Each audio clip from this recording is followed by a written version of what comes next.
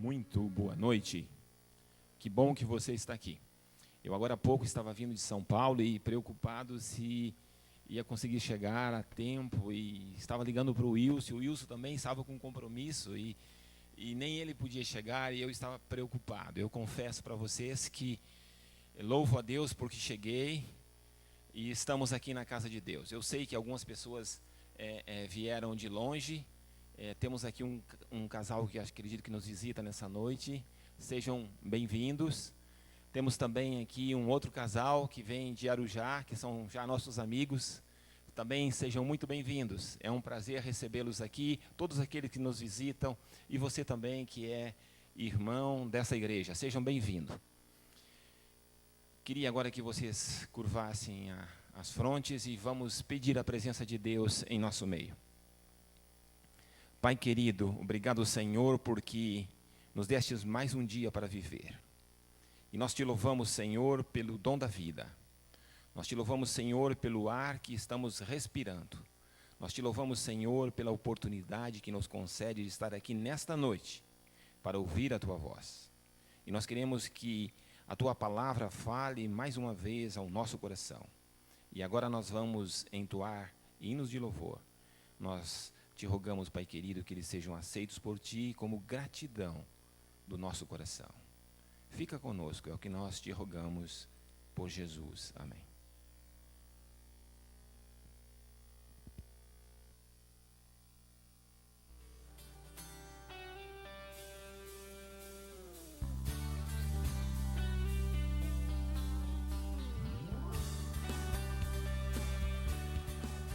Marca aí na agenda. De 17 a 19 de julho, teremos o Super América Jovem. Um final de semana completo com Sexta Jovem JA, Domingo Especial e muito mais. Aguarde mais um super programa do Ministério Jovem. Sempre é tempo de começar. Monte um pequeno grupo na sua casa. Não sabe como fazer? A igreja oferece todo o material de apoio. Pegue o seu com a Rosângela e bom trabalho. Dia 25 de julho, 4:30 da tarde, teremos o treinamento para a Feira de Saúde. Todos os membros que queiram ajudar são convidados a participar. E no dia 26 de julho, das 10 às 2 da tarde, acontecerá a Feira de Saúde.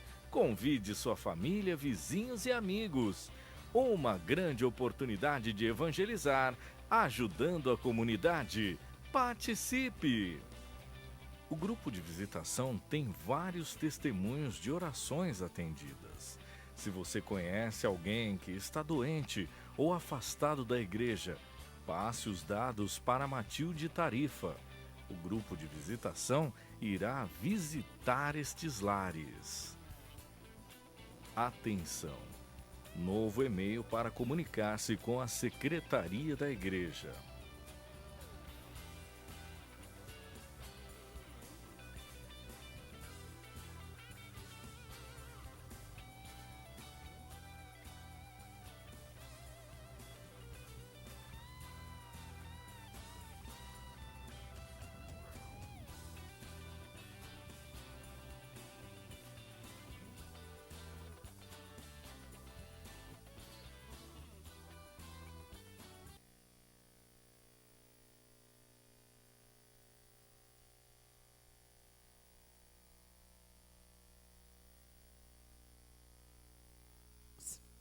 Boa noite, irmãos. Grandes coisas o Senhor fez por nós, por isso estamos alegres aqui nessa noite, né? Vamos louvar através da música esse grande Deus que nos salvou, que nos libertou de todo mal.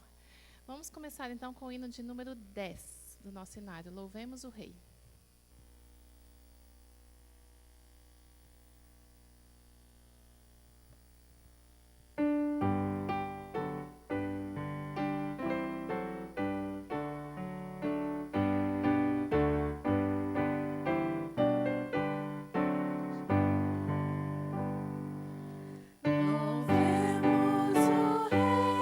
Glorioso Senhor, oh, vamos cantar.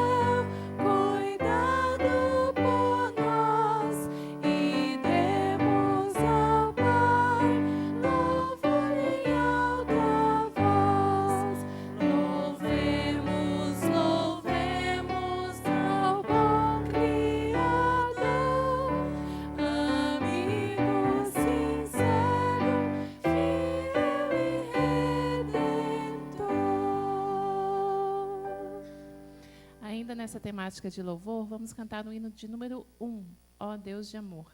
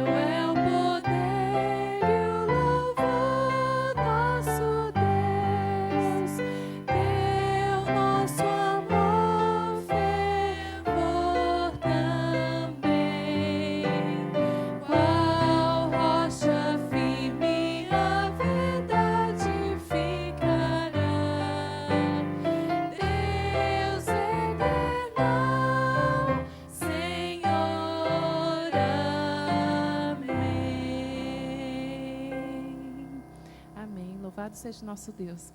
Vamos colocar em pé agora e cantarmos o hino de número 392, Bem Junto a Cristo.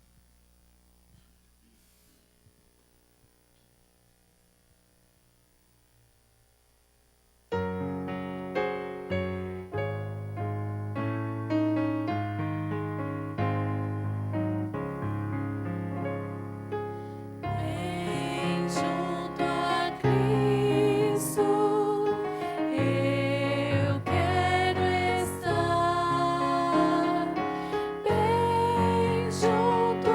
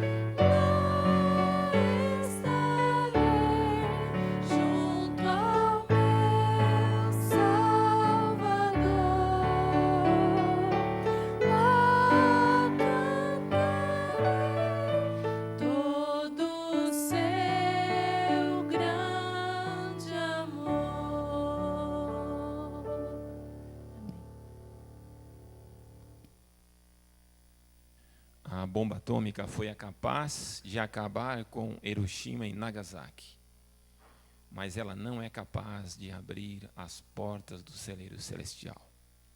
Mas o que nós vamos fazer agora é capaz. A oração, ela é capaz de abrir as portas do céu e colocar todos os recursos da onipotência divina à disposição de nós, humildes pecadores. E é isso que a gente quer fazer agora. Nós vamos dividir a igreja em 4 grupos. Se você gosta de orar, eu tenho certeza que você vai ficar feliz, porque quando a gente ora, a gente sente a presença de Deus em nosso meio e Deus vem através da oração. O pastor Lanza vai coordenar esse grupo para nós aqui, esse primeiro grupo. O irmão Eloy estará coordenando aquele segundo grupo. E eu vou pedir para a Bia coordenar para nós esse grupo de trás. E eu estarei aqui com este outro grupo. Ok? Temos 5 minutos. E depois, após 5 minutos, o irmão Eloy, o nosso ancião, estará fazendo uma oração aqui da frente. Vamos tentar ser breves e objetivos.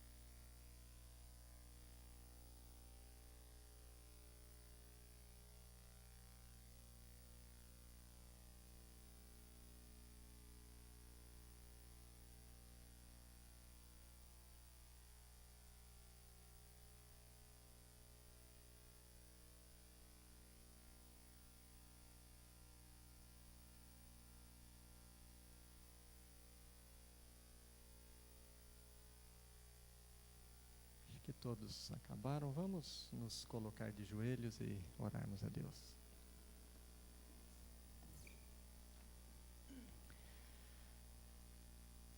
Senhor nosso Deus e nosso Pai, te agradecemos porque em meio, na metade de uma semana, podemos parar, podemos nos abastecer em Tua casa de oração espiritualmente, podemos, Senhor, encontrarmos com os nossos queridos irmãos em Cristo, com o propósito de fortalecermos a nossa fé e a nossa esperança. Amém.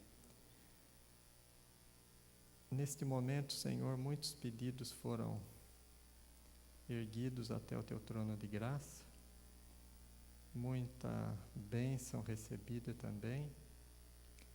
Queremos, Senhor, que apresentar diante do Teu altar todos os pedidos que foram feitos, que eles sejam atendidos, não conforme a nossa vontade, não conforme a nossa maneira de ver as coisas, não conforme aquilo que nós achamos, Senhor, mas queremos depor no Teu altar para que eles sejam atendidos conforme a Tua soberana vontade.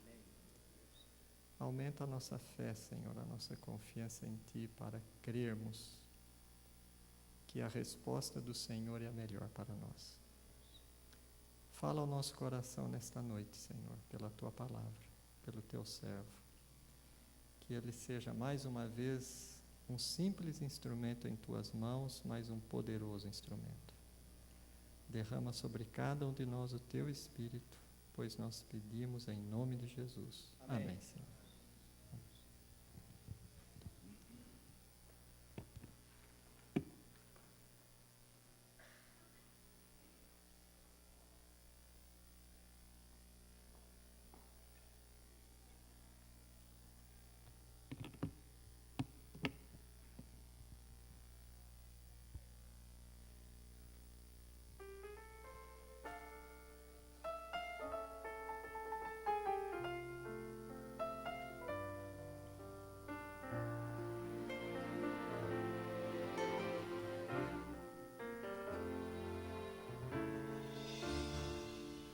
A quem lhe ofendeu,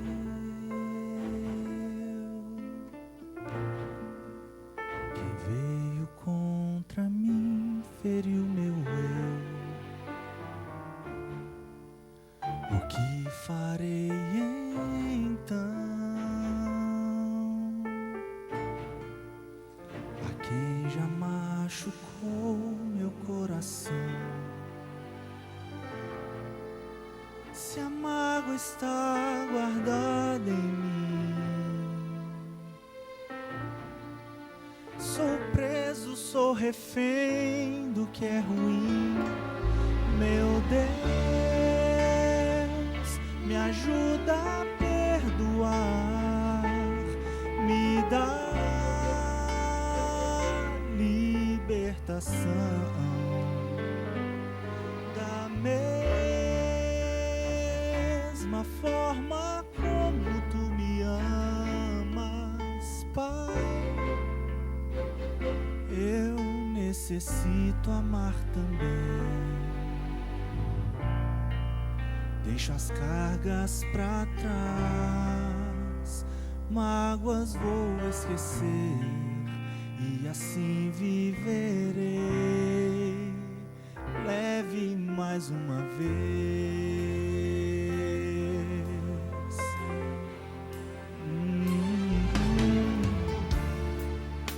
Você já confiou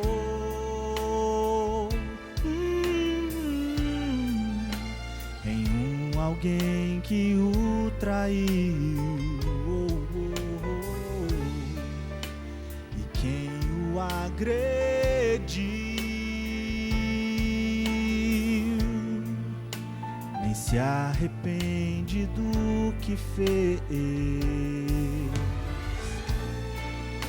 Se a raiva atormenta sua mente,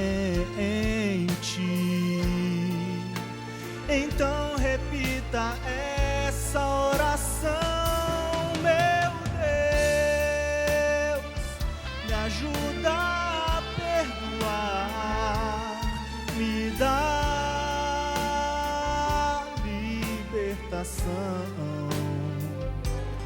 Da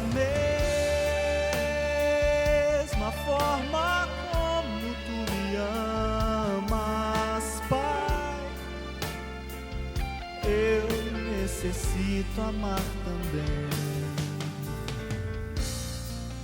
Deixa as cargas pra trás, mágoas vou esquecer e assim viverei. Leve mais uma vez, esteja em mim com o teu Santo Espírito, que eu reflita o amor que vem de ti, pois é assim, sem o Senhor, não consigo amar, perdoar quando alguém me afetar.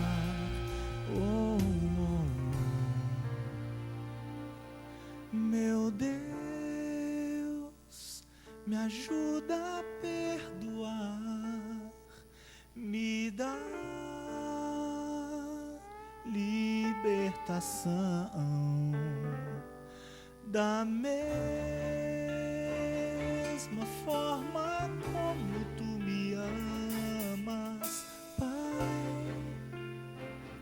eu necessito amar também.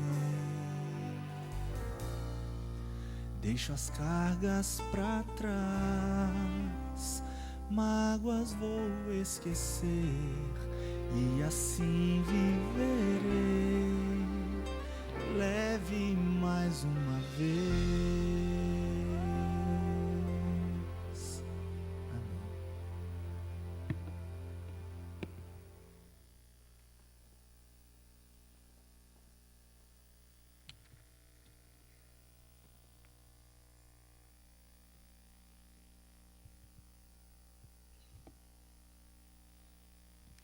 Boa noite a todos. Deus seja louvado pela sua presença. Vamos, nesta noite, estudar um pouquinho mais da palavra de Deus. Ultimamente eu tenho refletido muito sobre a volta de Jesus e mais especificamente sobre o Apocalipse. Na verdade, desde o ano passado, nas quartas-feiras aqui, quando o pastor Arilton estava aqui fazendo aquela série de 18 quartas-feiras, aquilo já me impressionou muito, ou mais, né? Já fiquei mais impressionado e daí então eu estou sempre ali lendo e estudando um pouquinho mais do que está escrito aqui no livro de Apocalipse.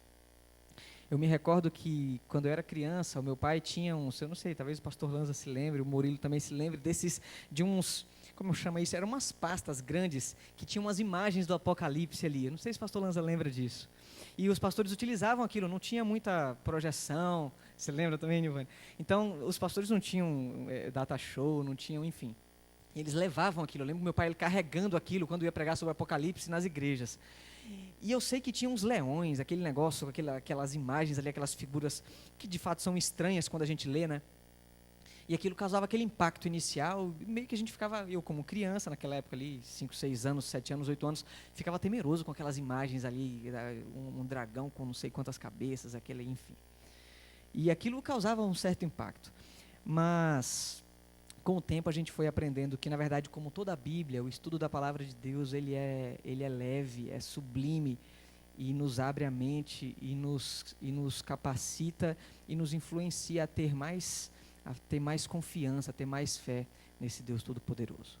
E é sobre uma pequena parte aqui do Apocalipse que nós vamos refletir nesta noite. Abra sua Bíblia. Quem aqui, alguém está sem Bíblia? Você vai precisar de Bíblia para poder acompanhar e para podermos tirar um bom proveito. Temos o nosso irmão ali que está sem Bíblia. Nós iremos providenciar uma para você. Então, quem não tem, levante a sua mão. O Murilo e o Wilson também vão providenciar. Vai ser de grande utilidade aí nós lermos juntos alguns textos da palavra de Deus. O livro de Apocalipse, enquanto é providenciado ali as Bíblias, no capítulo 1 tem uma introdução que é feita, que João faz, e especificamente aqui no versículo 7, ele traz um texto muito bonito, que na minha Bíblia está grifado, inclusive. Diz assim, ele já começa o livro do Apocalipse assim: eis que ele vem com as nuvens, e todo olho o verá, até mesmo aqueles que o traspassaram, e todos os povos da terra se lamentarão por causa dele. Assim será. Amém. Claro e direto, João traz logo no primeiro capítulo, no livro de Apocalipse, estas palavras afirmativas, dizendo a certeza de que eis que ele vem. No versículo 2, ou melhor, no capítulo 2, já começa aqui uma sequência das 7 igrejas, que nós costumamos chamar as 7 igrejas do Apocalipse. Então, o que representam essas 7 igrejas? São períodos da nossa existência aqui, da existência da humanidade, que caracterizam, que conduzem, que indicam uma sequência cronológica, uma sequência lógica de que haverá um fim. Culminando com a 7ª igreja, que é a igreja de Laodiceia. Isso está aqui, está no capítulo 2 de Apocalipse e no capítulo 3 de Apocalipse. No capítulo 4, é onde nós vamos iniciar aqui a nossa reflexão, ele já traz uma visão de João, a visão do trono de Deus. E nós vamos iniciar a leitura neste momento aqui, do versículo 2, mas antes, incline a sua fronte e vamos pedir a bênção de Deus específica para essa leitura. Incline sua fronte. Pai querido que estás nos céus, obrigado pela vida e pela saúde, Senhor. Obrigado por estarmos aqui na tua santa casa. E pedimos que o teu Santo Espírito, Senhor, esteja presente neste momento, agora aqui conosco, lendo essas passagens bíblicas. Que nós possamos receber a tua iluminação, que nós possamos entender, que tudo que possa ser lido possa ser esclarecido e que nós possamos tirar proveito para a nossa vida espiritual, para o nosso crescimento espiritual. Fica conosco, em nome de Jesus. Amém.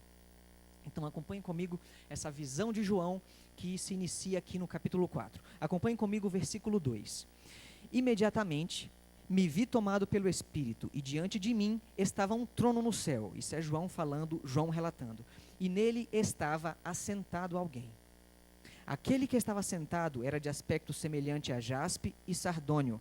Um arco-íris, parecendo uma esmeralda, circundava o trono. Versículo 4. Ao redor do qual estavam outros 24 tronos, e assentados neles havia 24 anciãos. Eles estavam vestidos de branco e na cabeça tinham coroas de ouro. Vamos agora para o versículo 6. E diante do trono havia algo parecido com um mar de vidro, claro como um cristal. No centro, ao redor do trono, havia 4 seres viventes, cobertos de olhos, tanto na frente como atrás. Agora vamos lá para o capítulo 5, no versículo 1. Então vi na mão direita daquele que está sentado no trono um livro em forma de rolo, escrito de ambos os lados e selado com 7 selos. Vi um anjo poderoso proclamando em alta voz: quem é digno de romper os selos e de abrir o livro? Mas não havia ninguém, nem no céu, nem na terra, nem debaixo da terra, que pudesse abrir o livro, ou sequer olhar para ele. Eu chorava muito, João falando, porque não se encontrou ninguém que fosse digno de abrir o livro e de olhar para ele. Versículo 5. Então um dos anciãos me disse: não chore, eis que o leão da tribo de Judá, a raiz de Davi, venceu para abrir o livro e os seus 7 selos. Depois, versículo 6, vi um cordeiro que parecia ter estado morto, em pé, no centro do trono, cercado pelos 4 seres viventes e pelos anciãos. Ele tinha 7 chifres, 7 olhos, que são 7 Espíritos de Deus enviados a toda a terra. Ele se aproximou e recebeu o livro da mão direita daquele que estava sentado no trono.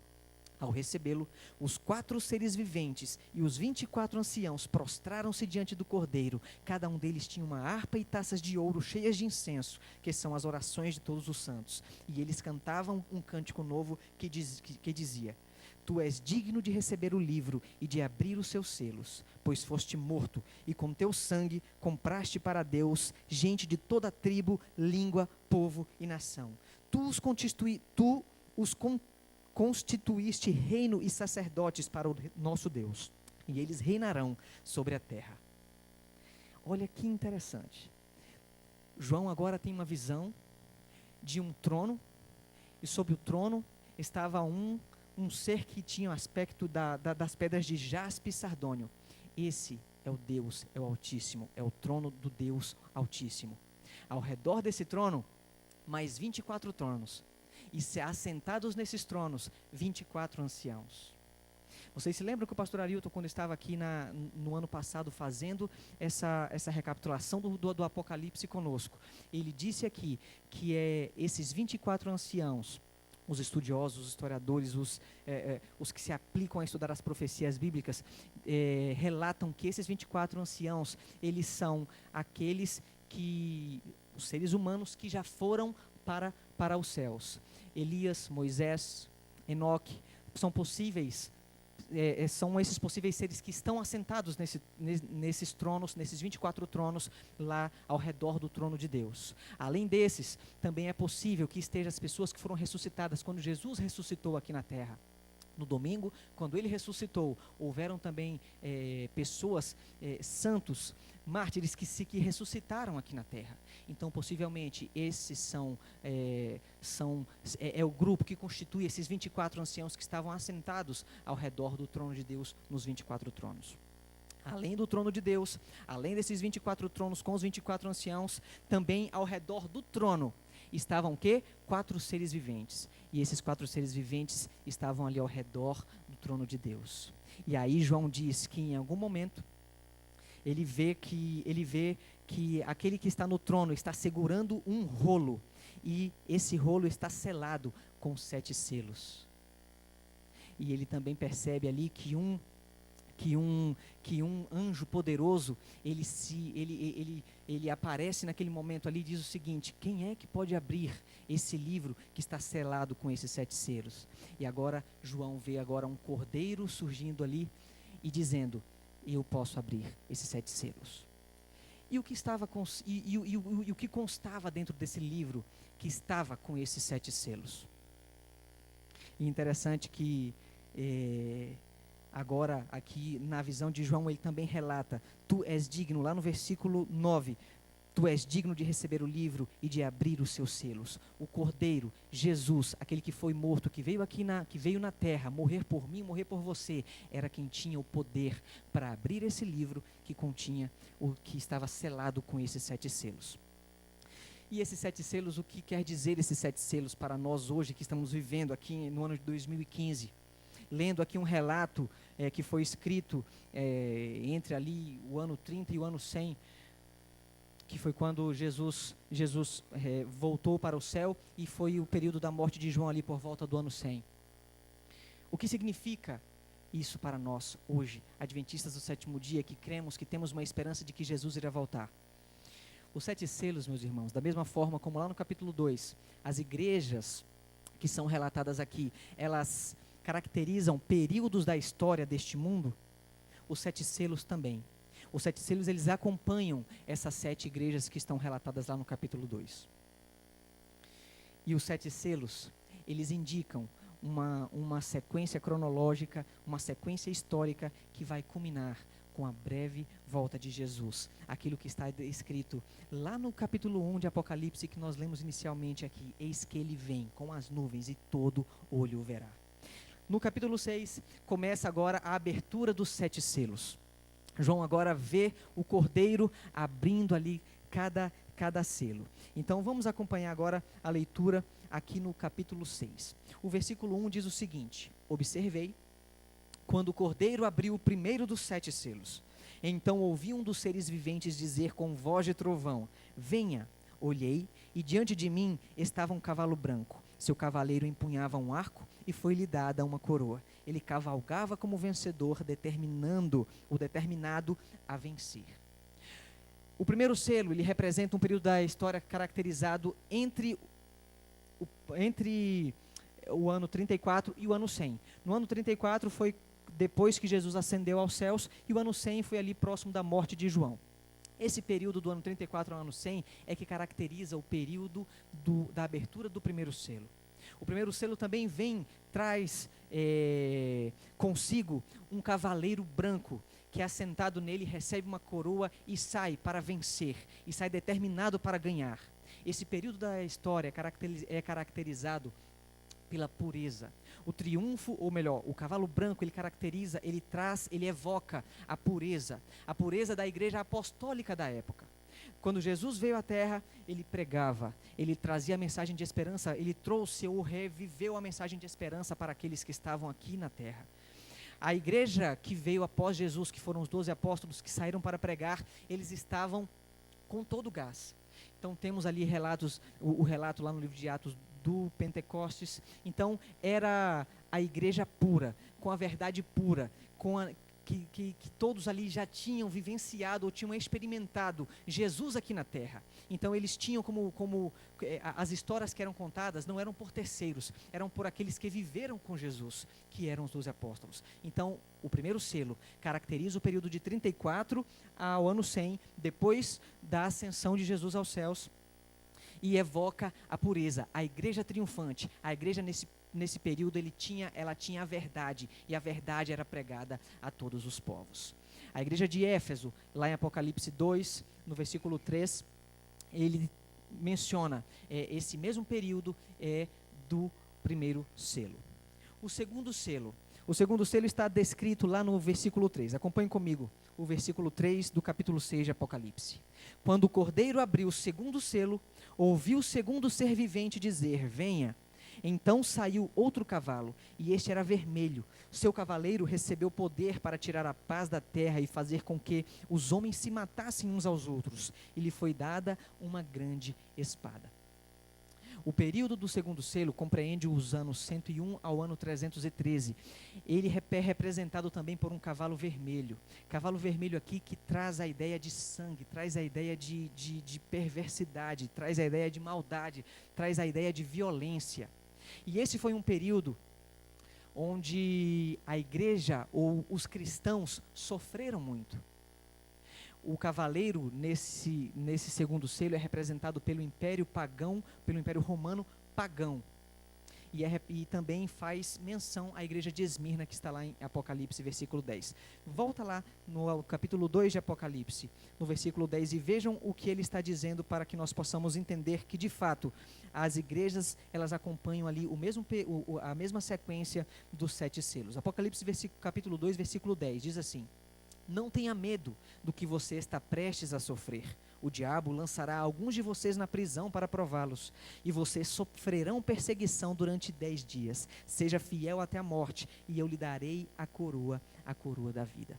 Então esse foi um período que os cristãos sofreram na história do mundo. Olha o que está dizendo aqui, na verdade no ano 168, se inicia o domínio do Império Romano. Então a Grécia perde poderio, e o Império Romano agora começa a reger o mundo. No ano 307, Constantino, que foi um dos grandes, que foi um grande imperador romano, um famoso imperador romano, ele assume o comando do império. E em 313 foi o imperador que, no Edito de Milão, ele acabou com a perseguição romana aos cristãos.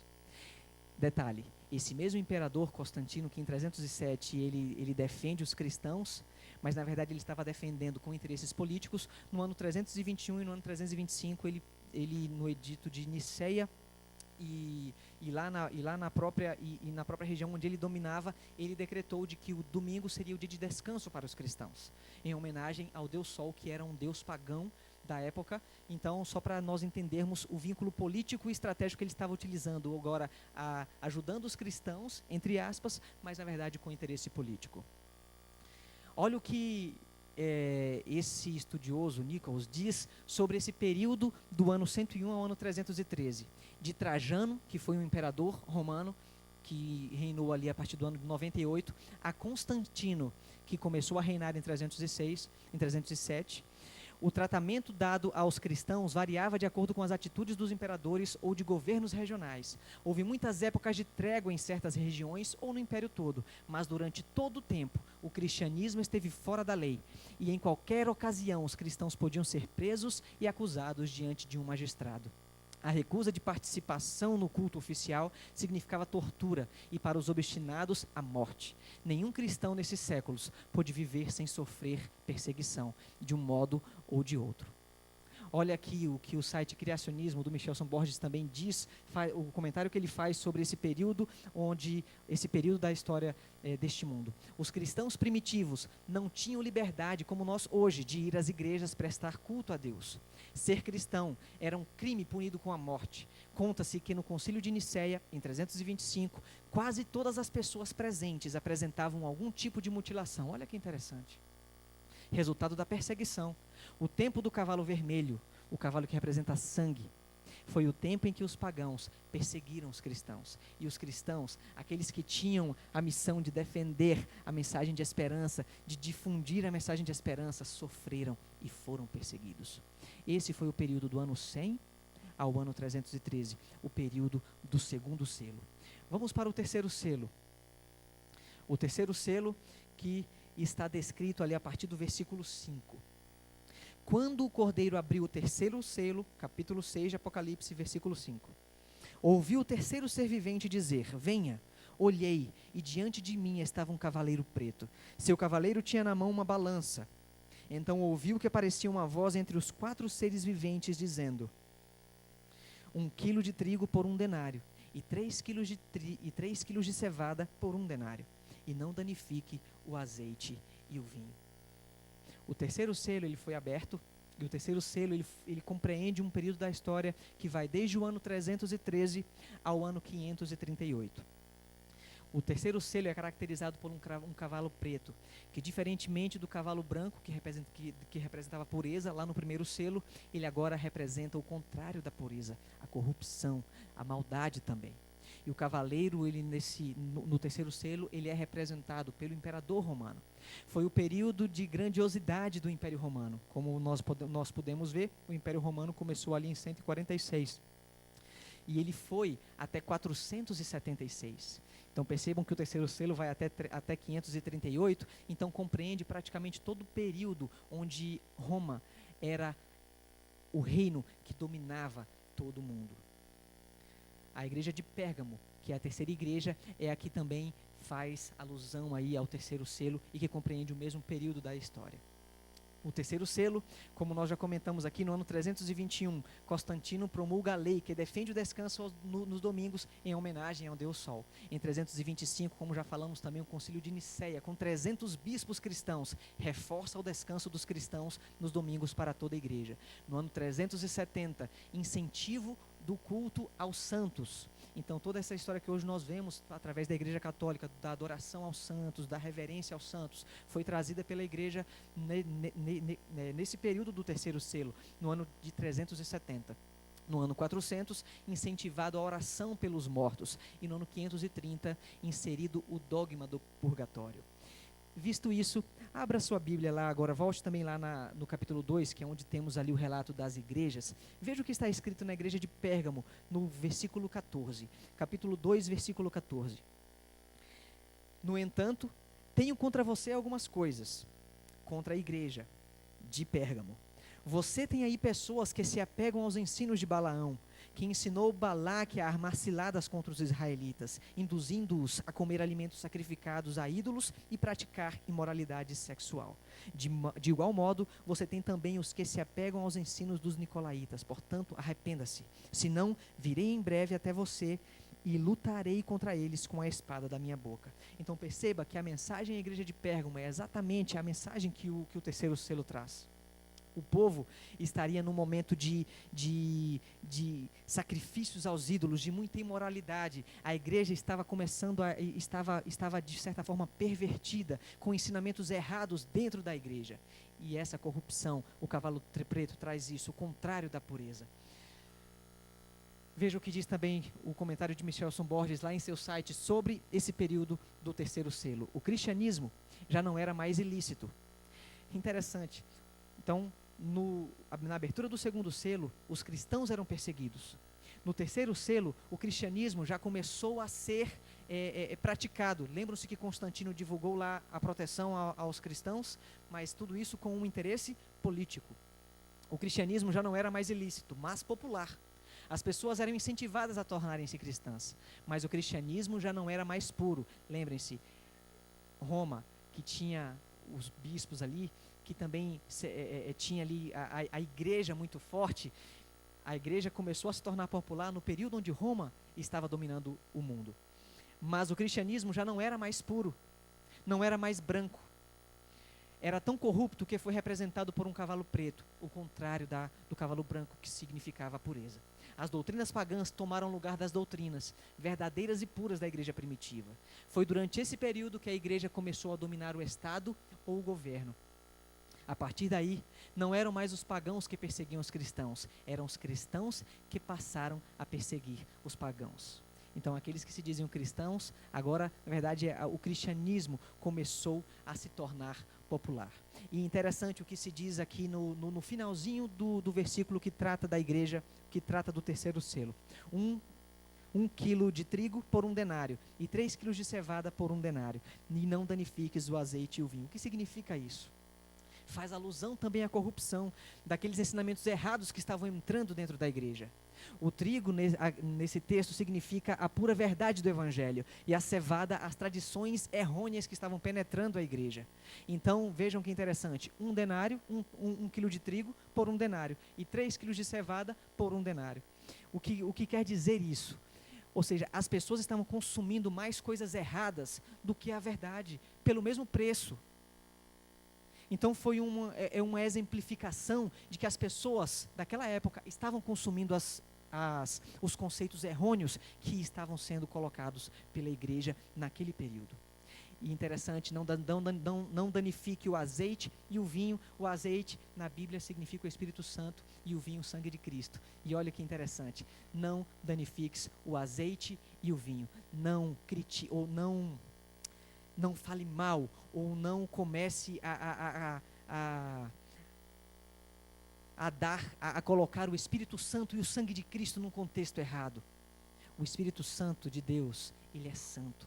O sangue de Cristo também é santo, porque foi um sangue derramado para salvar a mim e a você. O sangue do Filho de Deus, o sangue do Cordeiro de Deus, lançado para salvar a mim e a você. E agora aqui no terceiro selo vem a orientação, ou vem um relato desse período da igreja, que os cristãos estavam fazendo com que o azeite, o Espírito Santo e o sangue de Cristo não tivesse mais razão, ou tivesse uma interpretação errada por parte da população.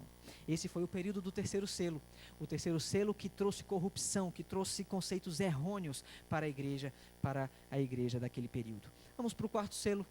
Quarto selo, que compreende o período de 538 ao ano 517. Veja lá o que diz no versículo 7 do capítulo 6.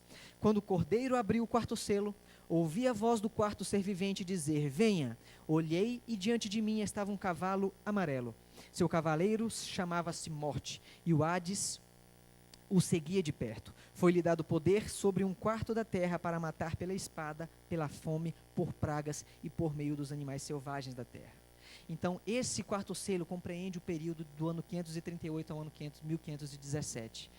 Esse selo, ele traz consigo o cavalo amarelo. Então, tivemos o cavalo branco, que representava a pureza, o cavalo vermelho, que representava violência, sangue, o cavalo preto, que representava corrupção, conceitos errados, interpretações equivocadas do que a Bíblia queria dizer, do que a palavra de Deus queria dizer. E agora o cavalo amarelo, que em grego tem o nome chloros, que traz a ideia de um esverdeado pálido, que é a cor da morte, considerada a cor da morte. Então, o cavalo amarelo traz essa ideia de palidez da igreja. Então, o cavaleiro nesse quarto selo, era o papado. Então, percebam que a igreja romana, ela se instituiu como... Roma dominou o mundo ali até o ano de 476, e a partir daí Roma não tem mais o domínio do mundo. Isso é dividido em 10 reinos. O reino de Roma é dividido em 10 reinos, e agora a força política do papado, ela surge mais forte do que nunca. É nesse momento onde entra o papado como cavaleiro, como que influencia as decisões políticas, influencia a sociedade, enfim. E a igreja de Tiatira vem juntamente com esse selo, trazendo essa mensagem específica para esse momento da história do mundo. O quarto selo, algumas informações importantes. No ano de 538, o Papa Vigílio domina a igreja e o Estado. Se eu não me engano, foi o imperador Justiniano nessa época, que na verdade ele apoiou o papado a ter influência sobre o Estado. Então há essa junção, ou esse mix da igreja e do Estado, dando força para o papado. E, aí, com o decorrer do tempo, a igreja vai tendo mais força ainda, implantando esses conceitos errôneos da Bíblia. Em 998, institui-se o Dia dos Mortos. Em 1184, a Inquisição, onde muitos mártires morreram. A venda de indulgências. Em 1216, a confissão auricular. Em 1229, proibida a leitura da Bíblia, onde entra aquela idade escura, onde as pessoas não tinham acesso à leitura da Bíblia. E em 1563, o Concílio de Trento, onde a tradição é colocada com mais força ainda acima da Bíblia. Ou seja, os ensinamentos da igreja, todos esses ensinamentos que vieram aí de anos, agora são colocados acima do que a Bíblia ensina.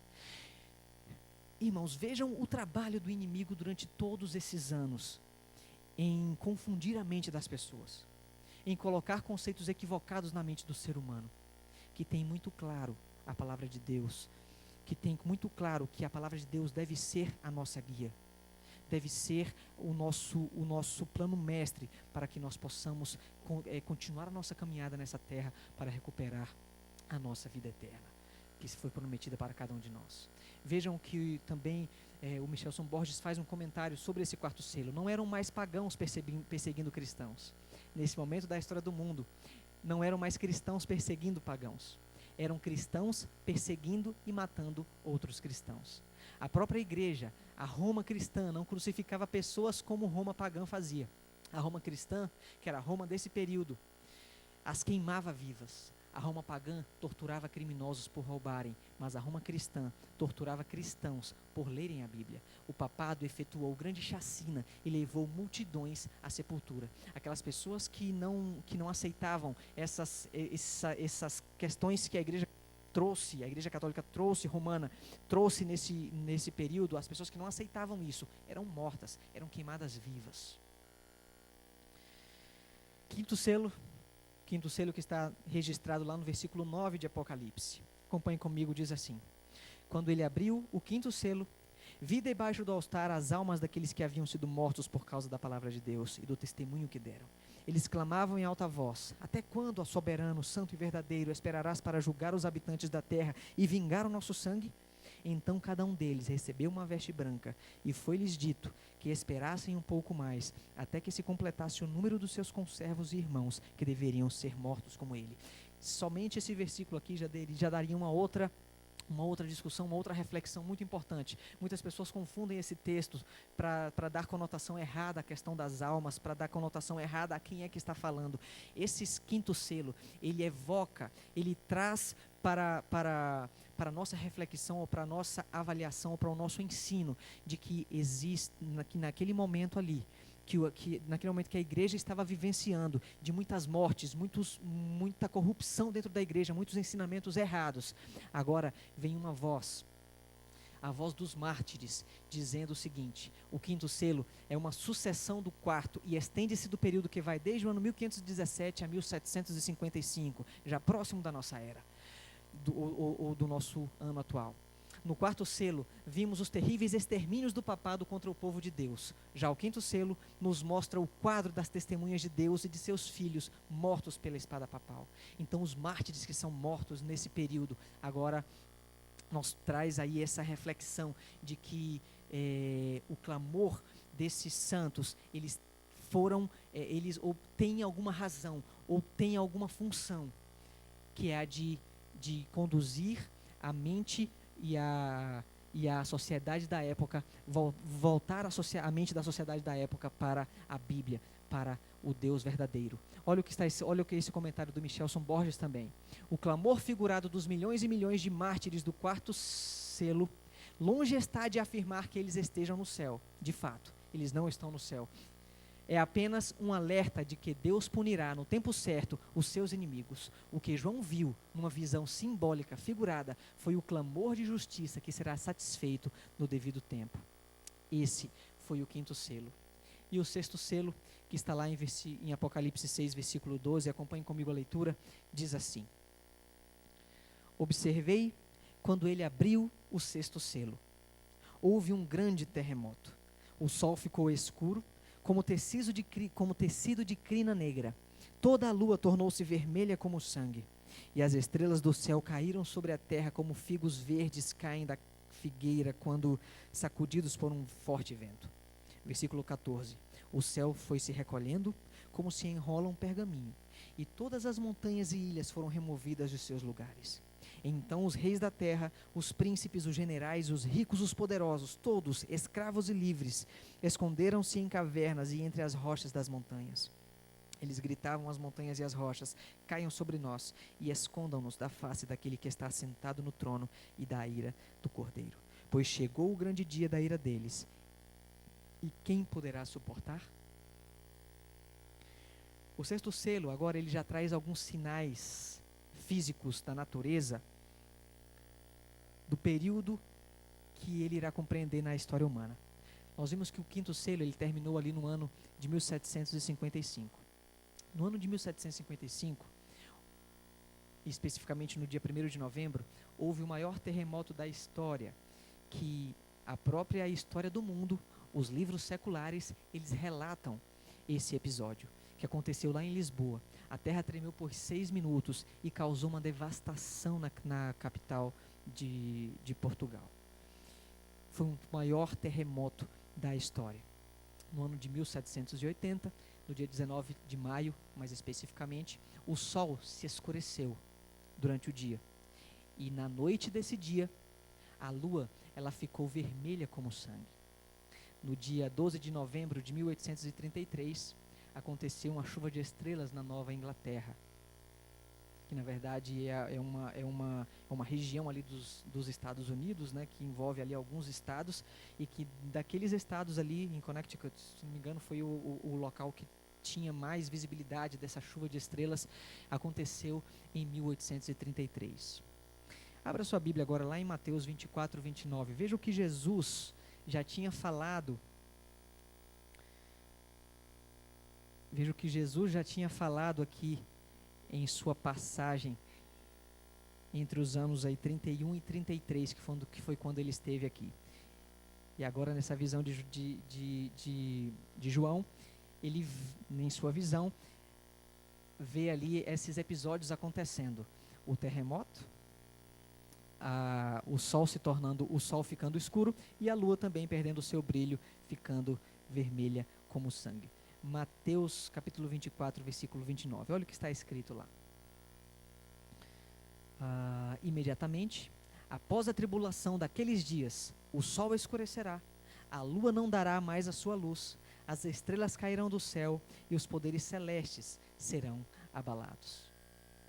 Aqui está um relato do terremoto de Lisboa. Nós não vamos ler, mas aqui só para exemplificar de que historiadores fizeram relatos grandes sobre o que aconteceu naquele dia que houve o terremoto de Lisboa. Aqui é um respeitado historiador, Oliveira Martins, que conta sobre, num livro chamado História de Portugal, no volume 1, onde ele conta com detalhes os relatos das pessoas que vivenciaram o terremoto de Lisboa. O dia escuro, que é comumente conhecido como Dark Day, ali tem uma foto, quase praticamente não dá para percebermos aqui na definição do telão, mas ali está uma ideia de como foi esse dia que a lua se tornou como sangue, que aconteceu no ano de 1780. E aqui também um relato, isso aqui do site Astronomia, falando sobre esse episódio que aconteceu no ano de 1855, que foi a queda das estrelas. Na verdade, 1833, desculpa, está errado, eu coloquei errado lá em cima, 1833. Então, são meteoros que eles chamam as Leônidas.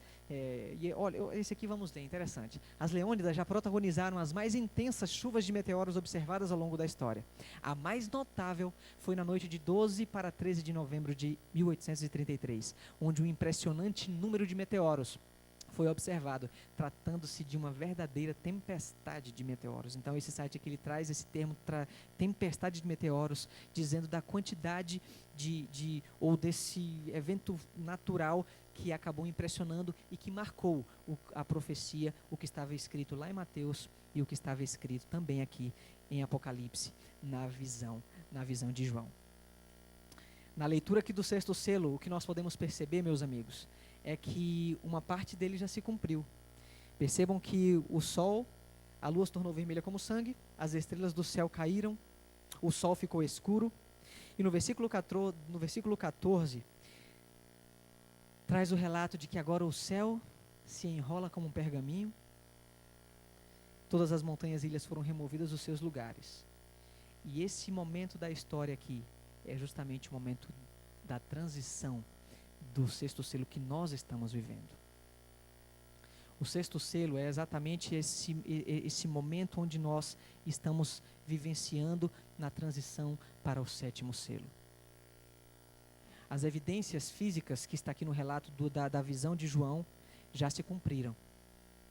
O que falta se cumprir nessa profecia, como nós vimos todo o período da história, desde o primeiro selo, desde o ano 34, passando pelo ano 100, o ano 313, o Império Romano, chegando até ali o ano de 1755, 1850, que é onde foi o último episódio, que foram aquelas das estrelas. Nós estamos vivendo no tempo do fim. Apocalipse 6,14, ele termina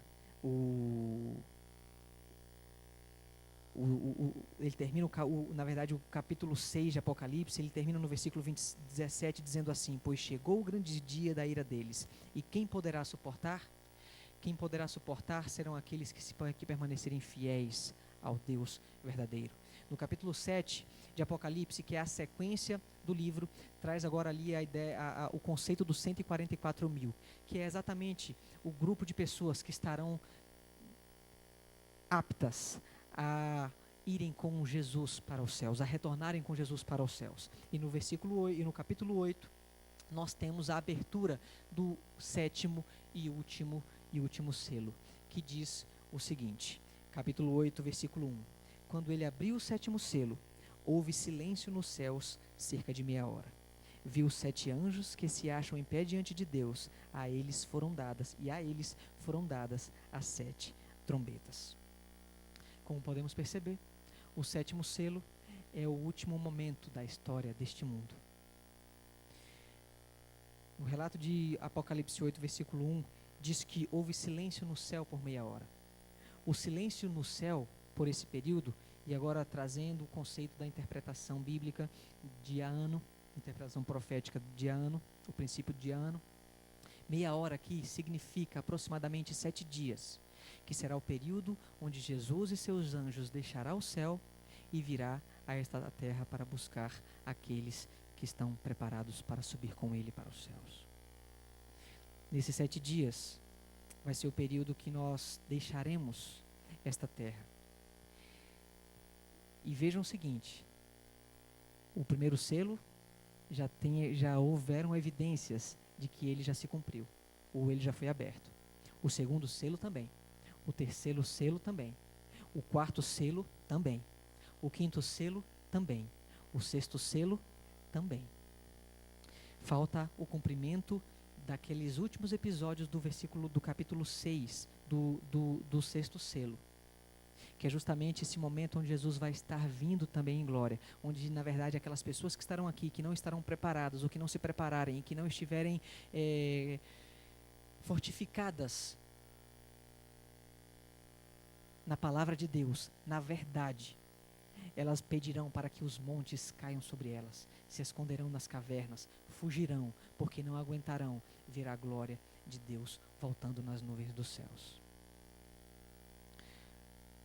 O que eu estou fazendo com a minha vida, o que você está fazendo com a sua vida, o que nós estamos fazendo com a nossa vida. As 7 igrejas nos mostram que o mundo está caminhando para o seu final. Os 7 selos nos mostram que o mundo está caminhando para o seu final. no livro de Daniel, que nós poderíamos também fazer vários paralelos com o que está escrito aqui em Apocalipse, também nos mostra que nós estamos caminhando para o final da história deste mundo. Lembra-se do sonho de Nabucodonosor? A estátua, a cabeça já se foi, o peito já se foi, a cintura já se foi, as pernas já se foram. Nós estamos nos últimos capítulos da história deste mundo. E nós precisamos estar preparados para que quando Jesus voltar, nós possamos fazer parte desse grupo que por cerca de 7 dias vai viajar com Jesus para ir para os céus.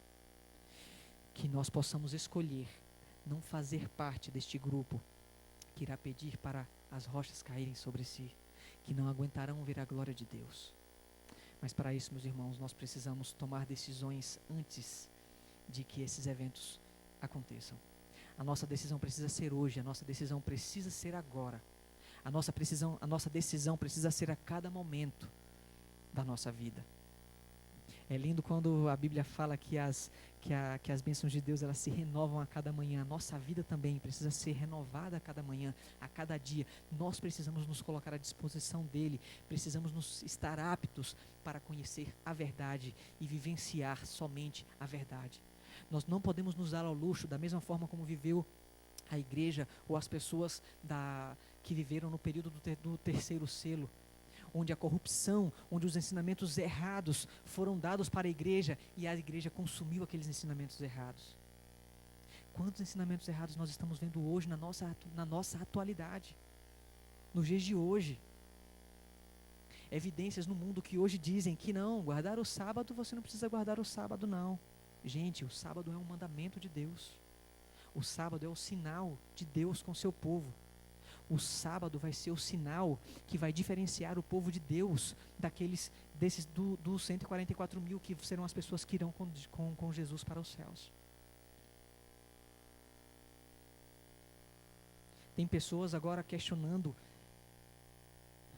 a importância da vinda de Jesus aqui na terra para salvar a mim e a você. Tem ensinamentos assim. Tem ensinamentos dizendo que o Espírito Santo de Deus, ele não tem o papel que ele tem, que é estar conosco neste momento aqui de lutas e barreiras que nós enfrentamos no nosso dia a dia. A mesma corrupção, os mesmos ensinamentos que existiam naquela época do terceiro selo, da igreja primitiva, entre os anos 300 e os anos, enfim, até terminar ali a supremacia papal. Os ensinamentos nós também temos hoje. Agora vale da minha e da sua decisão, conhecendo o que a Bíblia está dizendo, se apegar à verdadeira palavra de Deus, à pura verdade. Lembrando do cavalo branco, da igreja daquele período que levava ali com pureza, que ela tinha o conhecimento, vivenciaram a verdadeira pureza da mensagem do Evangelho e pregavam aquilo. Que nós possamos resgatar esse sentimento, que nós possamos nos blindar para não recebermos essas ideias errôneas que hoje estão sendo pregadas para a população ou para as pessoas. Faça a sua decisão. Escolha servir o grande mestre, aquele que deixou evidências, aquele que deixou a Bíblia, para que nós pudéssemos nos apegar e não nos apegarmos às coisas deste mundo. Que Deus nos abençoe, que Deus nos ajude a cada dia mais a estudarmos a palavra dele e pregar dessa palavra. Jesus está voltando e nós queremos estar preparados, eu imagino. Nós estamos aqui hoje porque queremos estar preparados para esse dia glorioso, onde ele voltará e levará os salvos para a eternidade. Vamos cantar sobre essa volta maravilhosa de Jesus, sobre esse dia maravilhoso que será uma bênção para todos nós. Vamos ficar em pé, vamos cantar o hino número 134 do nosso hinário, um hino que tem uma história muito interessante, é cantado, inclusive foi um dos hinos mais cantados na conferência geral desse ano, na Assembleia Geral da Igreja Adventista, que aconteceu lá em San Antônio, que terminou no último dia 11. Breve Jesus voltará, breve Jesus voltará, que nós possamos estar prontos nesse dia onde ele irá voltar. O dia está chegando e está mais perto do que nunca. Vamos cantar.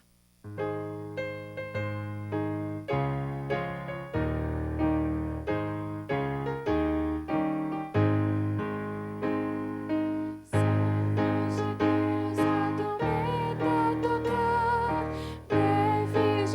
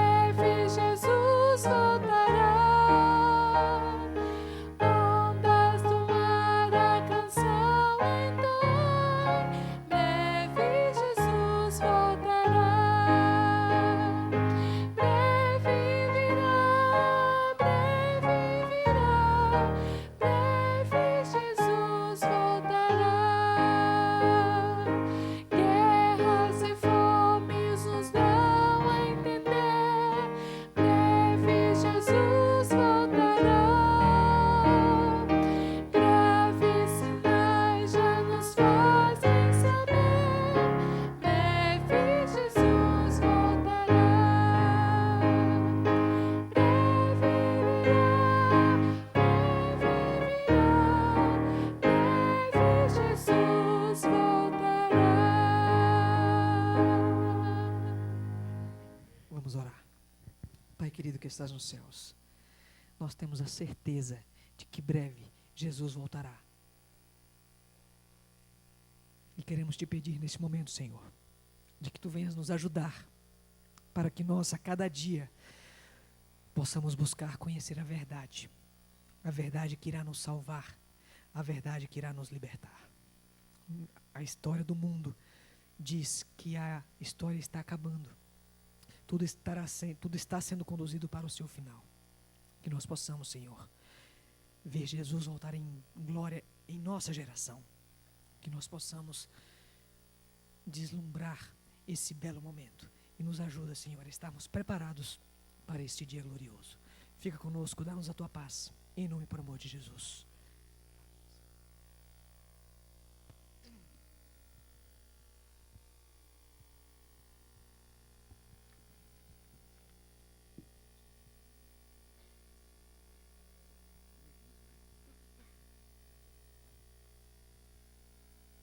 Queremos agradecer ao Ronald por ter aceito o convite. Ele que é uma bênção tremenda na igreja, né, cantando, né? E hoje também aí se diz um grande pregador aí, trazendo profecias ainda, né? Louvado seja Deus, né? Reforçou aqui a nossa fé, nos trouxe esperança. Que Deus os acompanhe. E se você acredita, nós te aguardamos aqui na sexta-feira às 19 horas. Não esqueça desse compromisso com Deus. Sexta-feira às 19 horas, culto jovem. Com a Semana Jovem, final de Semana Jovem. Você será bem-vindo aqui. Que Deus os leve em paz e segurança. Tenha um bom retorno a todos.